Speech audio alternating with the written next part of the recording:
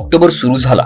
ऋतू बदलाचा उत्तम नमुना म्हणजे ऑक्टोबर. आता पावसाळा संपून हिवाळा सुरू होईल. आज आपण बघूया हिवाळा म्हणजे ऑक्टोबर ते मार्च दरम्यान भ्रमंतीसाठी उत्तम ठिकाणे कोणती असतील. किल्ले, प्राचीन मंदिरे, मठ, जंगलातील टेकड्या, नद्या, घाटांनी आणि हिरव्यागार जंगलांनी नटलेले भूतान हे हिवाळ्यात पर्यटनासाठी एक उत्तम पर्याय असू शकतो. निर्मळ समुद्रकिनारे, बॅकवॉटरचा शांत प्रवास, हिरवीगार हिल स्टेशन्स, पारंपरिक शास्त्रीय कला प्रकार यात रुची असणाऱ्यांना केरळ नक्कीच आकर्षक वाटेल.